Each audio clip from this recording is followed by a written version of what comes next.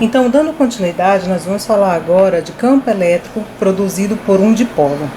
Primeiramente, nós vamos definir o que é um dipolo, né?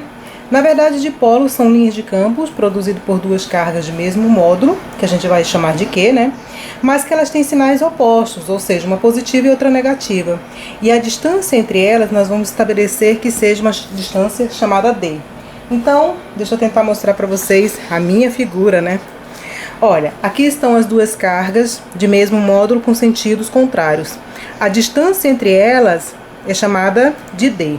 Então, nós vamos colocar essas cargas em cima do eixo Z, tá? O eixo Z pra gente vai ser o eixo do dipolo.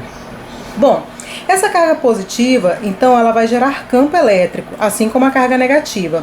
Nós vamos estabelecer um ponto para analisar o campo elétrico resultante. Esse ponto eu vou colocar bem aqui, ó. Eu vou chamar de ponto P. Então, essa carga positiva, pelo fato realmente de ser positiva, né? Vai ter um campo, vai gerar um campo aqui nesse ponto P, olha, com esse sentido, saindo da carga. Enquanto que a carga negativa vai gerar um campo com esse sentido, né? Como se estivesse chegando na carga. Aí nós vamos estabelecer uma outra distância. Esse centro aqui é o centro do dipolo, tá? Então, a distância do centro do dipolo até o ponto P, nós vamos chamar de distância Z. Outra distância que a gente deve mencionar é a distância, então, da carga positiva até o ponto P. Então, essa distância é a distância R+, para lembrar que é da carga positiva. E a distância da carga negativa até o ponto P, nós vamos chamar de R-, para lembrar que é da carga negativa. Bom, então nós vamos analisar o campo elétrico resultante no ponto P. Como é que se comporta o campo elétrico resultante aqui nesse ponto P? Nós já vimos lá desde mecânica 1 que vetores com sentidos opostos, quando analisados vetorialmente, eles vão ser subtraídos. Então, é isso que nós vamos fazer nessa nossa continha aqui, ó. O nosso campo elétrico resultante lá no ponto P vai ser a subtração do campo elétrico mais, da carga positiva, menos o campo elétrico menos, gerado pela carga negativa, né? Vamos subtrair os dois.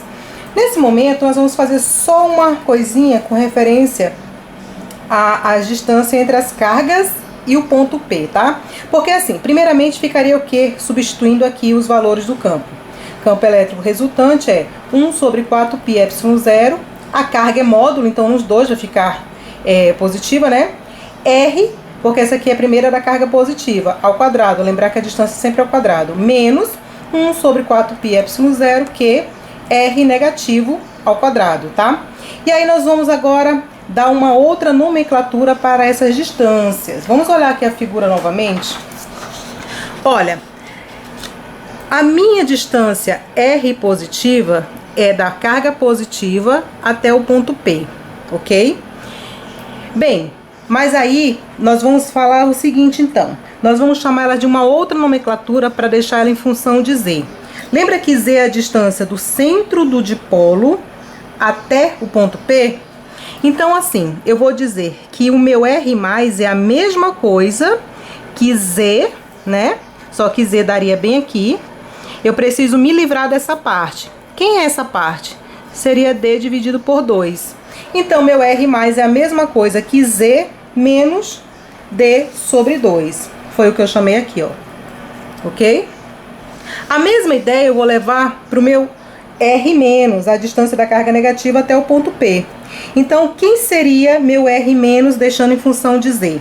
Seria Z, só que eu precisaria ter mais esse pedaço aqui. Então, agora eu vou somar mais D sobre 2. Então, eu vou dizer que meu R- é Z mais a metade de D. Tá, e aí a gente substitui esses valores nessas duas distâncias, e lembrando que está ao quadrado. Nós vamos fazer um uso da álgebra agora, né? Vamos dar um pulinho para chegar realmente onde nós queremos.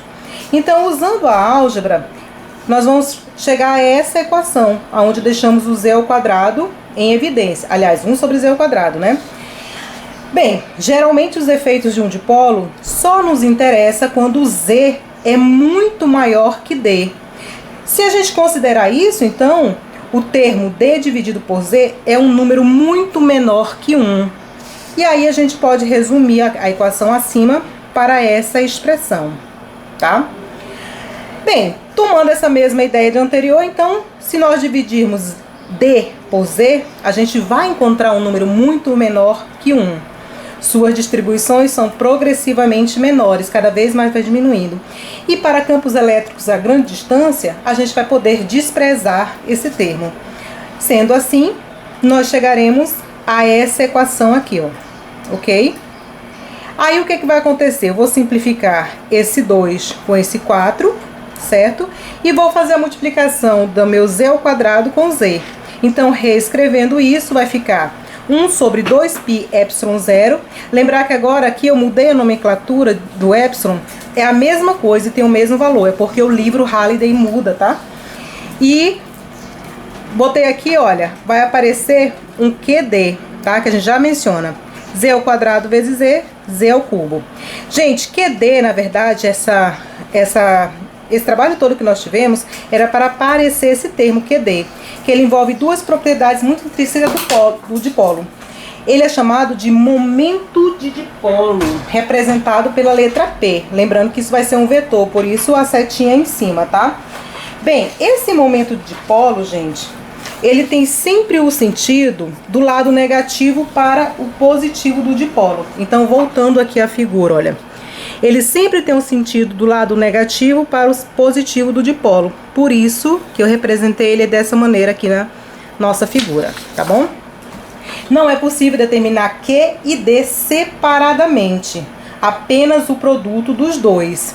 E só para lembrar que Q, ele é inversamente proporcional à distância, tá? Então, se eu aumento Q, o D vai ter que diminuir. Bem, e para que serve esse nosso momento de dipolo elétrico? Ele é usado para especificar a direção do eixo. Lembra do nosso eixo de dipolo? Então, ele vai dizer para onde está apontando o nosso eixo de dipolo. Bem, depois disso, que a gente já definiu o que é momento de dipolo, né? Nós vamos chegar, então, finalmente à nossa fórmula para calcular o campo elétrico produzido por um dipolo, tá? É essa mesma formulazinha que a gente havia visto, só que aqui eu chamei de P. Então, ó, o campo elétrico produzido por um dipolo é 1 sobre 2π epsilon zero, P sobre Z ao cubo, ok? Então, agora nós vamos calcular o campo elétrico produzido por uma linha de carga. Bem, esse agora é uma situação mais complexa. Por quê? Porque, na verdade, nós vamos analisar um objeto fino, aproximadamente unidimensional, tá? Como uma barra, um anel, porque desse anel a gente vai tirar um pedaço, ao invés de partículas carregadas. Então, essa é a diferença. A equação 22.3, ela não serve pra gente mais, aquela do campo elétrico, né? Porque ela é somente para partículas. E agora a gente vai ter um corpo macroscópico, então já não vai servir mais aquela equação. Para objeto macroscópico, a gente vai expressar ele em termos de uma densidade. Então, assim, vamos considerar então um anel carregado, tá, de raio R, com uma distribuição uniforme de carga positiva. Então, vamos primeiro falar o que seria essa nossa densidade de carga. Densidade de carga linear é a carga por unidade de comprimento. Como eu disse anteriormente, nós vamos poder considerar um anel e desse anel tirar um pedaço, né? Então, uma unidade de comprimento. Bem, então vamos voltar para o anel carregado. Aqui está o nosso anel carregado. Esse anel aqui está carregado positivamente e ele tem um raio R maiúsculo, vou pôr assim. Bom, vamos restringir a um ponto P no eixo. De novo, o eixo que a gente está considerando passando aqui é o eixo Z. Então, nós vamos falar aqui desse ponto P, que está em cima do eixo Z. A distância desse nosso centro do anel até o P, nós vamos chamar de Z.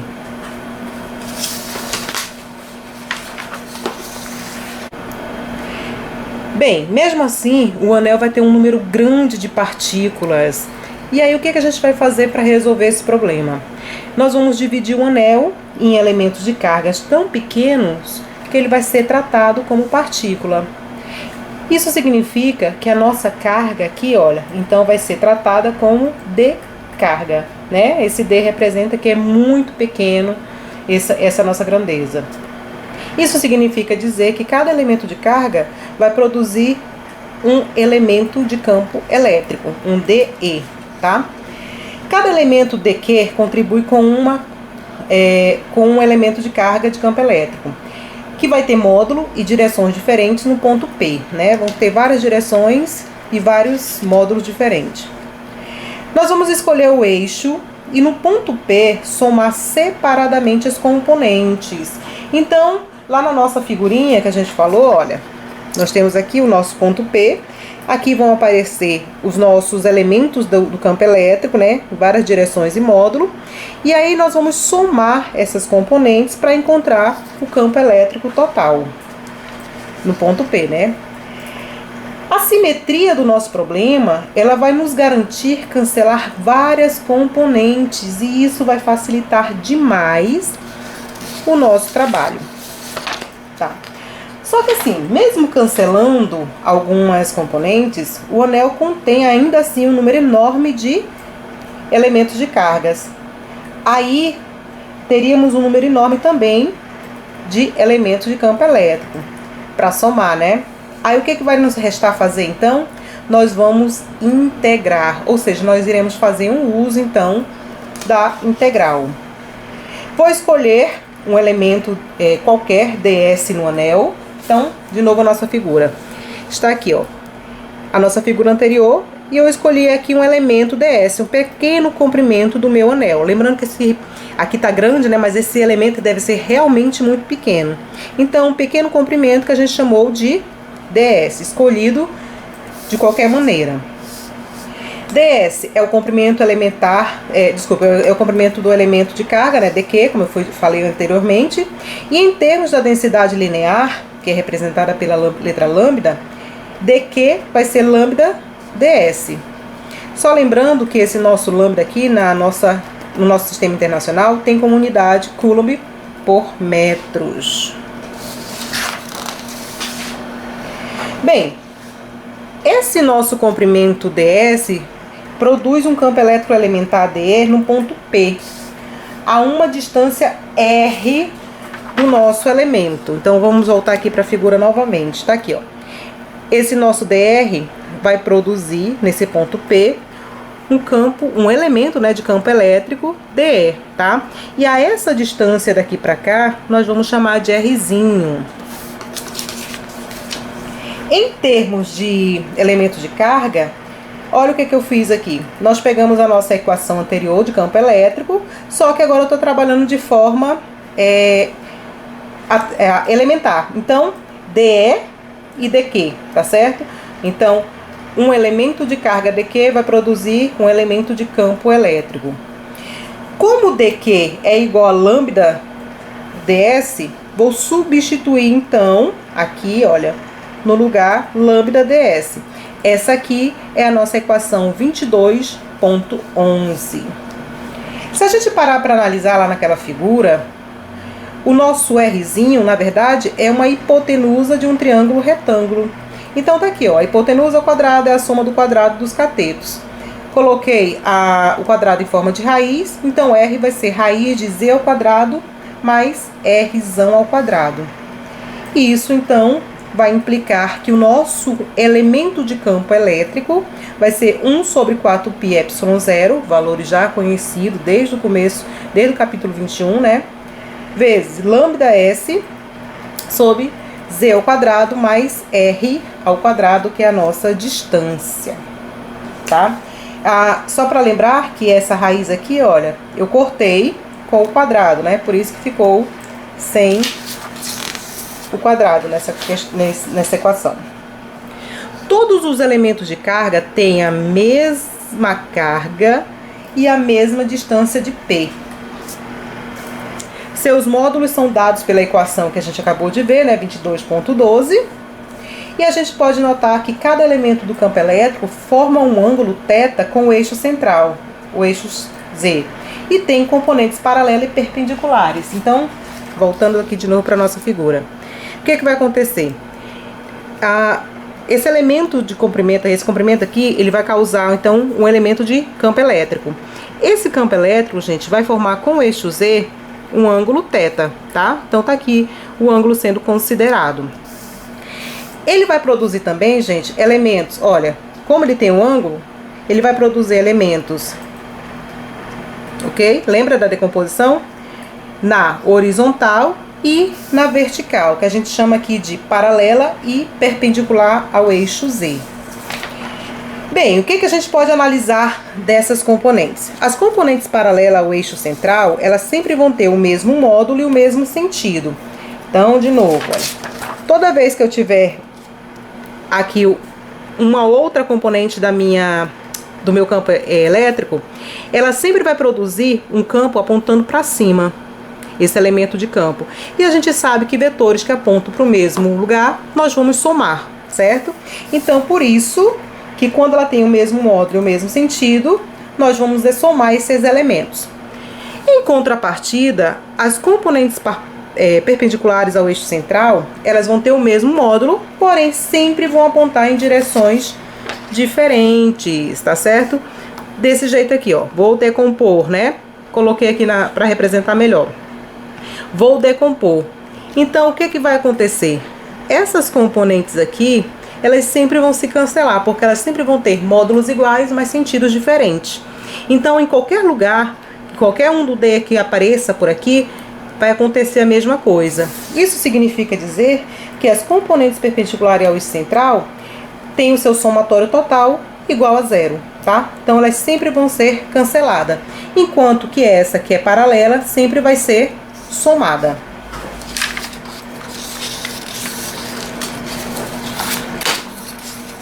Bem, como o cosseno do ângulo θ é cateto adjacente sobre hipotenusa, vamos verificar de novo lá o nosso triângulo. Hipotenusa, o cateto adjacente é Z e o cateto oposto é o Rzão.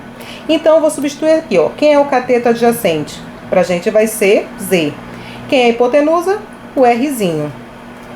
Só que a gente já definiu anteriormente que o nosso Rzinho era a raiz de Z ao quadrado mais Rzão ao quadrado.